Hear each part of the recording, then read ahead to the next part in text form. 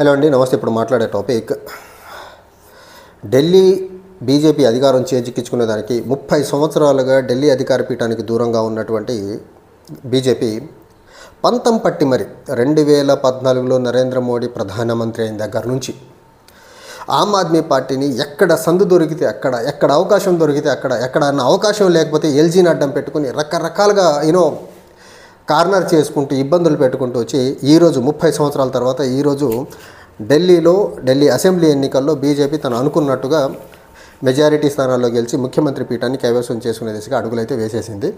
అందులో ఢిల్లీలో ఆమ్ ఆద్మీ పార్టీని వీక్ చేసేదానికి 2015-2020 మధ్య కాలంలో బీజేపీ వాడిన కార్డు ఏంటంటే LG, lieutenant governor of Delhi. Lieutenant governor of ఢిల్లీని అడ్డం పెట్టుకొని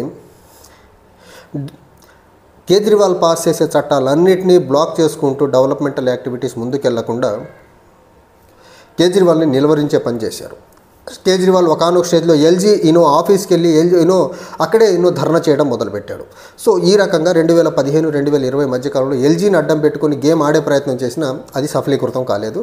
అండ్ 2015 నుంచి 2020 మధ్యకాలంలో 2020 అసెంబ్లీ ఎన్నికలకు వెళ్ళే నాటికి అరవింద్ కేజ్రీవాల్ మీదకి ఎలాంటి అవినీతి ఆరోపణలు లేవు. దానికి తోడు పాపులిస్ట్ స్కీమ్స్ కొన్ని ఉండేవి, ఎడ్యుకేషన్ పరంగా, హెల్త్ పరంగా, లేకపోతే ఫ్రీ ఎలక్ట్రిసిటీ అవనివ్వండి, డ్రింకింగ్ ఫ్రీ వాటర్ అవనివ్వండి.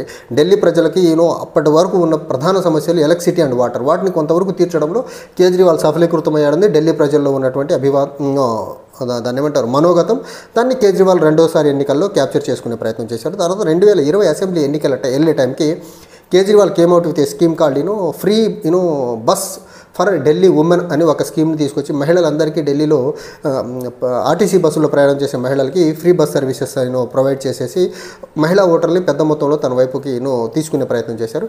ఆ టైంలో ఢిల్లీలో అరవింద్ కేజ్రీవాల్కి బాసటగా నిలిచిన వర్గాలు ఏంటంటే యాజ్ యూజువల్గా కేజ్రీవాల్ సొంత సామాజిక వర్గం, బనియా సామాజిక వర్గం, తర్వాత దళితులు, మైనారిటీసు, కొంతవరకు ఢిల్లీలో ఉన్నటువంటి మిడిల్ క్లాస్ బీజేపీతో డిటాచ్ అయిపోయి కాంగ్రెస్ ఓట్ బ్యాంక్గా ఉన్నటువంటి ఎస్సీ, ఎస్టీ, బీసీ మైనారిటీలు అందరూ కూడా ఆమ్ ఆద్మీ పార్టీతో ట్రావెల్ అయిపోయారు. అయితే ఈ క్రమంలో 2020లో కూడా 2015లో బీజేపీకి జస్ట్ 3 సీట్లు వచ్చాయి. 2020లో బీజేపీకి జస్ట్ 8 సీట్లు వచ్చి అపోజిషన్ స్టాటస్ వచ్చింది. 2015లో అయితే అపోజిషన్ స్టాటస్ కూడా బీజేపీ రాల. 2020లో చాలా సీరియస్గా తీసుకున్నటువంటి బీజేపీ కేజ్రీవాల్ ఎక్కడ దొరుకుతాడో అని చూసుకుంటూ వచ్చారు. ఒక పక్క ఎల్జీని అడ్డం పెట్టుకుని ఎంత చేసినా ఏం అవ్వలేదు. 2015-2020 మధ్యకాలంలో కేజ్రీవాల్ని ఎక్కడ పట్టుకోవాలంటే ఎక్కడో దగ్గర పట్టుకోవాలని చూశారు. ఢిల్లీ లిక్కర్ కేసులో దొరికేశాడు కేజ్రీవాల్. ఢిల్లీ లిక్కర్ కేసులో దొరికిన తర్వాత దాదాపుగా సంవత్సరంన్నర పైకాలం, close to 2 years Delhi former deputy chief minister Manish సిసోడియాని జైల్లో పెట్టేసి ఢిల్లీలో ఆమ్ ఆద్మీ పార్టీ చేసిన అవినీతిని ఇంటాక్ట్గా ఎలైవ్గా 2-3 సంవత్సరాల నుంచే ప్రయత్నం చేశారు. తర్వాత పార్లమెంట్ ఎన్నికలు అయిపోయిన తర్వాత కేజ్రీవాల్ని సాక్షాత్ ఆ కేసులో జైల్లో వేసే ప్రయత్నం చేశారు. ఆ ప్రయత్నంలోనే తెలంగాణ నుంచి ఫార్మర్ ముఖ్యమంత్రి కూతురు, మాజీ ఎంపీ కల్వకుంట్ల, ఇప్పుడు ఎమ్మెల్సీగా ఉన్నటువంటి కల్వకుంట్ల కవిత కూడా కేసులో అరెస్ట్ అయ్యారు. ఆంధ్రప్రదేశ్ నుంచి కొంతమంది అరెస్ట్ అయ్యారు. సో ఢిల్లీ లిక్కర్స్ కేసుతో అరవింద్ కేజ్రీవాల్ యొక్క క్లీన్ ఇమేజ్ ఏదైతే ఉందో దాని మీద పెద్ద దెబ్బ కొట్టేసి భ్రష్టాచార party, corrupt party, Aam Aadmi Party ideals, foundation ideals ఏవైతే ఉన్నాయో వాటికి అగెనెస్ట్గా వెళ్ళి ఈ షరాబ్ ఘోటాలతో అరవింద్ కేజ్రీవాల్ని కార్నర్ చేసి అరవింద్ కేజ్రీవాల్ ఒక కరప్ట్ పాలిటీషియన్ని ఎస్టాబ్లిష్ చేయడంలో బీజేపీ చాలా గ్రాండ్గా సక్సెస్ అయింది. Number 1. Number 2, Kejriwal CM official residence ఏదైతే ఉందో దాన్ని చాలా ప్యాలెస్లా కట్టేసి చాలా డెకరేటెడ్గా చాలా పెద్ద మొత్తంలో డబ్బులు ఖర్చు చేసి దాన్ని ఒక అద్దాల మేడగా తీర్చిదిద్దాడు అనే దానికి ఆ ఒక అంశంలో పట్టుకొని అరవింద్ కేజ్రీవాల్ ఆమ్ ఆద్మీ కాదు అతను అమీర్ కేజ్రీవాల్ అనేసి చెప్పి ఆ అద్దాల మేడ మొత్తాన్ని బీజేపీ తన ఎలక్షన్ ప్రాస్పెక్ట్లో చాలా అద్భుతంగా చాలా బలంగా వాడుకుంటూ ముందుకు తీసుకెళ్ళిపోయింది. ఒక పక్క నాన్ కరప్ట్ ఇమేజ్ని దెబ్బకొట్టేసి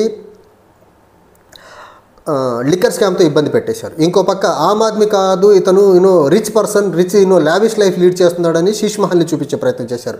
ఈ రెండు కాకుండా మొన్న జరిగిన మహారాష్ట్ర ఎన్నికల వరకు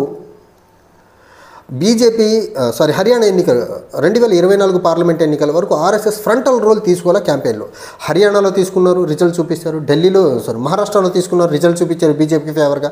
బీజేపీ ఎప్పుడైతే లోక్సభ ఎన్నికల్లో ఎన్ని మ్యానిపులేటివ్ మెథడ్స్లో వెళ్ళినా 240 సీట్లకు పడిపోయిందో ఆర్ఎస్ఎస్ ఇక్కడ గ్రహించింది ఏంటంటే ఇక నుంచి మనం కానీ యాక్టివ్ రోల్ తీసుకోకుండా బీజేపీ చేతుల్లో, అమిత్ షా మోదీ చేతుల్లో పెడితే బీజేపీ యొక్క ఎగ్జిస్టెన్స్కి ప్రాబ్లం వస్తుంది. బీజేపీ ఎగ్జిస్టెన్స్కి ప్రాబ్లం వస్తే ఆ సంఘ పరివార్ యొక్క కార్యకలాపాలు దేశవ్యాప్తంగా సరిగ్గా సాగవు. కాబట్టి బీజేపీ ఇక నుంచి పొలిటికల్గా యాక్టివ్గా ఉండాలంటే ఆ సంఘ్ పరివార్ ఖచ్చితంగా యాక్టివ్ రోల్ తీసుకొని పాలిటిక్స్లో ఫ్రంటల్ రోల్ తీసుకొని క్యాంపెయిన్ చేయాలని ఒక డెసిషన్కి వచ్చిన తర్వాత 2024 పార్లమెంట్ ఎన్నికల తర్వాత హర్యానా నుంచి, మహారాష్ట్ర నుంచి మొదలుకొని మహారాష్ట్రలో ఎన్నికలు అయిపోయినాయి అంతే, ఇంకా రిజల్ట్ కూడా రాలేదు. రిజల్ట్ రాకముందే ఢిల్లీ ఎన్నికలకు స్ట్రాటజీ ఎలా వేయాలనేసి ఢిల్లీలో సంఘ పరివార్ పెద్దలందరూ కూర్చొని ఢిల్లీలో అంతకుముందు కాంగ్రెస్ బ్యాంక్ బీజేపీ ఓట్ బ్యాంక్గా ఉన్నటువంటి బనియా సామాజిక వర్గాన్ని, దళితులు వాళ్ళ ఓట్ బ్యాంక్ అవ్వకుండా దళితులను రీచ్ అవుట్ అయ్యే ప్రయత్నం, తర్వాత మిడిల్ క్లాస్ పీపుల్కి రీచ్ అవుట్ అయ్యే ప్రయత్నం అద్భుతంగా చేశారు. అప్పటికి మహారాష్ట్ర ఎన్నికల రిజల్ట్ రాలా, ఢిల్లీకి ఎలక్షన్ నోటిఫికేషన్ కూడా రాలా. అప్పటికే సంఘ పరివార్ మనుషులు చాలా బలంగా రంగంలోకి దిగేసేసి యంగర్ పీపుల్కి, పొలిటికల్ బ్యాక్గ్రౌండ్ లేని వాళ్ళకి టికెట్లు ఇవ్వాలనేసి ఒక డెసిషన్ తీసుకొని ఆ వేలో ముందుకెళ్ళారు. ఇంకో పక్క బీజేపీకి దూరమైన వర్గాలను దగ్గర చేసుకునే ప్రయత్నం చేశారు. ఇంకో పక్క drawing room meetings, closed door room meetings, ఈ మీటింగ్లన్నింటిలో మహిళల యొక్క పార్టిసిపేషన్ క్లియర్గా ఉండేలా చూసుకున్నారు. దగ్గరగా 50,000 డ్రాయింగ్ రూమ్ మీటింగ్స్, ప్రతి డ్రాయింగ్ రూమ్ మీటింగ్లో మహిళలు ఉండేలా జాగ్రత్తలు తీసుకున్నారు. ఈ రకంగా డ్రాయింగ్ రూమ్ మీటింగ్స్, తర్వాత క్లోజ్ డోర్ మీటింగ్స్, కమ్యూనిటీ మీటింగ్స్లో వచ్చిన ఫీడ్బ్యాక్స్ని పై లెవెల్లో పంపి, పై లెవెల్లో నియోజకవర్గ స్థాయి అంతకంటే పెద్ద మీటింగుల్లో ఈ ఫీడ్బ్యాక్ని బేస్ చేసుకొని క్యాంపెయిన్ ముందుకు నడిపేలా చేసి బీజేపీ, ఆర్ఎస్ఎస్, సంఘ్ పరివార్ యొక్క సంస్థలన్నీ కలిసి కేజ్రీవాల్ని ఊపిరాడకుండా చేశారు. అయితే ఇదే ప్రాసెస్లో ఒక పక్క బీజేపీ ఇంత ఆర్గనైజ్డ్గా, ఇంత కమాండింగ్ క్యాంపెయిన్ చేసుకుంటూ ముందుకెళ్తుంటే కేజ్రీవాల్ డిఫెన్స్లో పడిపోయాడు. ఒక పక్క 2020 అసెంబ్లీ ఎన్నికల్లో వెళ్ళినప్పుడు కొత్తగా తీసుకున్నటువంటి మహిళలకు ఫ్రీ బస్ సర్వీస్ అనే ఒక స్కీమ్ తీసుకొచ్చాడు. అలాంటి స్కీమ్ 2025 అసెంబ్లీ ఎన్నికలకి వెళ్ళేసరికి కొత్త పాపులిస్టిక్ స్కీమ్ ఒకటి కూడా లేదు. ఇంకో పక్క కరప్ట్ ఇమేజ్, ఇంకో పక్క ఆమ్ ఆద్మీ కార్డు, ఇతను లగ్జూరియస్ లీడ్ చేస్తున్నాడు అనేది ఇదంతా బీజేపీ చేస్తున్న క్రమంలో ఇంకో పక్క కాంగ్రెస్ పార్టీ, అరవింద్ కేజ్రీవాల్ ఢిల్లీ రైట్స్ అంశంలో ఎక్కడున్నాడు, లేకపోతే యమునా రివర్ పొల్యూషన్ కంట్రోల్ చేయలేకపోయాడు, డ్రైనేజ్ సరిగ్గా లేదు, శీలా దీక్షిత్ చేసిన డెవలప్మెంట్ అన్ని తన ఖాతాలో వేసుకున్నాడు. తర్వాత ఢిల్లీలో అల్లర్లు జరిగినప్పుడు సిఏఏ ఎన్ఆర్సీ ప్రొటెస్ట్ జరిగిన క్రమంలో ముస్లింలకు బాసటగా నిలవకుండా, ముస్లింలకు అండగా నిలవకుండా బీజేపీకి అనుకూలంగా పనిచేశాడని ఒక పక్క నుంచి కాంగ్రెస్ పార్టీ అటాక్. ఈ రకంగా రెండు సైడ్ల నుంచి రెండు నేషనల్ పార్టీలు, రెండు పెద్ద పార్టీల అటాక్కి ఆమ్ ఆద్మీ పార్టీ క్రష్ అయిపోయి ఎక్కడైతే అరవింద్ కేజ్రీవాల్ తన బలాన్ని చూసి విర్రవేగి నేషనల్ తన యాస్పిరేషన్తో ఒక హిడెన్ ఎజెండాతో ముందుకెళ్ళాలనుకున్నాడు.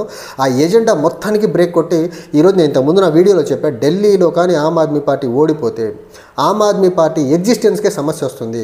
ఆమ్ ఆద్మీ ఇప్పుడు ఇంతకుముందు కేజ్రీవాల్ చెప్తే పంజాబ్ ముఖ్యమంత్రి అనేవాడు, నేషనల్ లెవెల్లో ఉన్నటువంటి ఆమ్ ఆద్మీ పార్టీ కార్యవర్గం కేజ్రీవాల్ మాట దాటి ముందుకెళ్లే పరిస్థితి లేదు. ఈరోజు సాక్షాత్ ముఖ్యమంత్రిగా కేజ్రీవాలే తన పార్టీ పట్టుని ఎక్కడైతే తన బలాన్ని సంపాదించుకున్నాడు అక్కడే బలం కోల్పోయాడు. కాబట్టి ఇక నుంచి పంజాబ్ ముఖ్యమంత్రి ఆమ్ ఆద్మీ పార్టీ మాట వింటాడా లేదా, కేజ్రీవాల్ మాట వింటాడా లేదా చూడాలి.